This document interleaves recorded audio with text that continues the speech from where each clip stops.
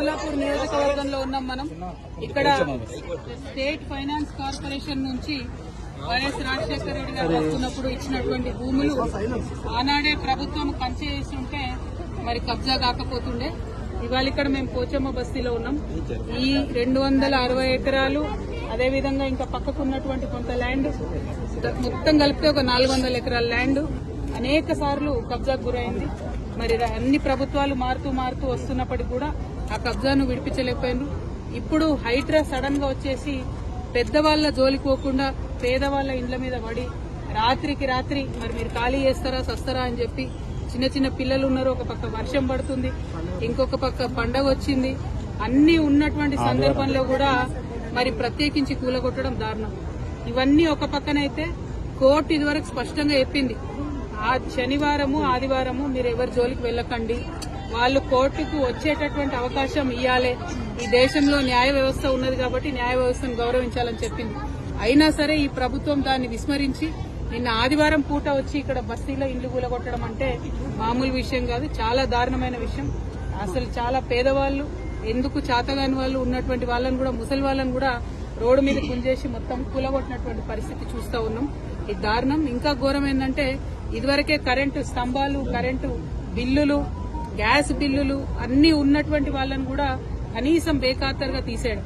ఇంకా మీదికెళ్ళి అబద్దం చెప్పుడు మేము నోటీసులు ఇచ్చినాం కాబట్టి కూలగొడుతున్నామని. ఇవాళ నేను రాష్ట్ర ప్రభుత్వాన్ని హెచ్చరిక చేస్తా ఉన్నా, పండగ పూట పేద ప్రజల ఉసురు తీసుకోకండి. మీరు ఇక్కడ ఉండేటటువంటి పేదలు ఎక్కువ మంది లేరు, 150-200 కుటుంబాలు కూడా లేవు. ఈ 200 మందికి మీరు డబుల్ బెడ్రూమ్ ఇండ్లు ఫస్ట్ ఇవ్వండి. వాళ్ళు ఇక్కడ నుంచి మూవ్ అవ్వడానికి R&R కాంపన్సేషన్ కింద ఎట్లయితే మూసీ దగ్గర ఇచ్చిండ్రో అట్లా R&R కాంపన్సేషన్ కింద కుటుంబానికి 50,000 ఇచ్చి వాళ్ళు జాగ్రత్తగా వాళ్ళని తీసుకెళ్లి డబుల్ బెడ్రూమ్ ఇళ్లలో దింపండి. కానీ మీరు ప్రభుత్వం ప్రజల పక్షాన ఉండాల్సింది, దౌర్జన్యంగా వాళ్ళ ఇళ్లు కూలగొడతా ఉంటే ఈ ఉసురు తగలక మానదు మీ ప్రభుత్వానికి. మిమ్మల్ని హెచ్చరిక చేస్తా ఉన్నాం. మీరు మళ్ళా 6వ తారీఖు లోపల వస్తామని చెప్పి హైడ్రా వాళ్ళందరూ వచ్చి ఇక్కడ వాళ్ళని బెదిరించిపోయినట. 6వ తారీఖు లోపల మీరు ఖచ్చితంగా డబుల్ బెడ్రూమ్ ఇండ్లు వాళ్ళకి ఇవ్వాలి. ఇచ్చిన తర్వాతనే ఇక్కడికి హైడ్రా రావాలి. ఒకవేళ డబుల్ బెడ్రూమ్లు ఇవ్వకుండా మళ్ళా హైడ్రా వస్తే ఆ బుల్డోజర్ కి ఎదురుగా నేనే పడుకుంటా అని కూడా ఈ సందర్భంగా మీకు తెలియజేస్తూ, ఈ బాధితులు వాళ్ళ వివరాలు అన్ని తీసుకొని నేనే వస్తాను. హైడ్రాకి రమ్మంటారా, ఎక్కడికి రమ్మంటారు, ఎట్లా రమ్మంటారు అనేది మీరు చెప్పండి. మున్సిపల్ మంత్రి ముఖ్యమంత్రి అయిపోయినారు, ఆయన దొరకకుండా ఆయన గడిలో ఉంటాడు, ఆఫీస్ కి రాడు, సెక్రటేరియట్ కి రాడు. ఎక్కడికి పోయి ఇవ్వాలి ప్రజలు, ప్రజాపాలన అని చెప్పిండ్రు. అక్కడ రోజు ఉంటే వచ్చి అప్లికేషన్లు ఇవ్వమన్నారు. అక్కడికి ఒక్కసారి వచ్చిండు ముఖ్యమంత్రి గారు లాస్ట్ 2 సంవత్సరాలలో. మరి పేద ప్రజలు పోయి కష్టాలు ఎక్కడ చెప్పుకోవాలి? మేము ఇక్కడ వీళ్ళందరి వివరాలు కలెక్ట్ చేస్తున్నాం. దాదాపు 200 కుటుంబాలు ఉన్నాయి.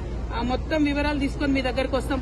మళ్ళా బుల్డోజర్ వచ్చే లోపల వీళ్ళకి డబుల్ బెడ్రూమ్స్ ఇవ్వాలని కూడా నేను డిమాండ్ చేస్తా ఉన్నాను. Thank you. జై తెలంగాణ.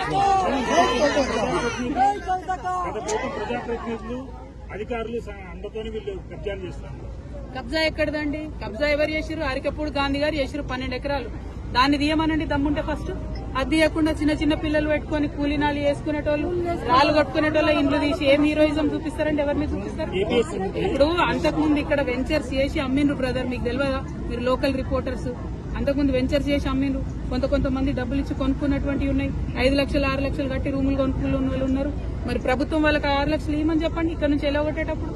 అంటే నేను అనేది ఏంటంటే ప్రభుత్వం ఫేర్ గా ఉండాలి. ఏ ప్రభుత్వంలో కబ్జా జరిగినా కూడా తప్పే ఫస్ట్ ఆఫ్ ఆల్. కానీ కబ్జా పేదవాళ్ళదే కనబడుతుందా, పెద్దోళ్ళది కనబడదా? ఎకరాలు మింగింది కనబడదా? నేను అనేది ఏంటంటే అవి కక్కించండి మీరు, మీకు దమ్ముంటే. అవి పక్కన పెట్టి పేదవాళ్ళ ఇళ్ల మీద పడి జులుం చేస్తామంటే చూసుకుంటూ ఊరుకునేటోళ్ళు లేరు. నేను మళ్ళా చెప్తున్నా, 6వ తారీఖు లోపల వస్తామని చెప్పి వార్నింగ్ ఇచ్చినట్టు ఇక్కడ వాళ్ళకి. 6వ తారీఖు లోపల మీది నిజమైన ప్రభుత్వం, ప్రజల ప్రభుత్వం అయితే ఇక్కడ బిడ్డలందరికీ మీరు డబుల్ బెడ్రూమ్ ఇండ్లు ఇవ్వండి. ఇవ్వకుండా 6వ తారీఖు నాడు కనుక మీరు వస్తే బుల్డోజర్ కి ఎదురుగా నేనే పడుకుంటా. మళ్ళీ చెప్తా ఉన్నా. Thank you. జై తెలంగాణ.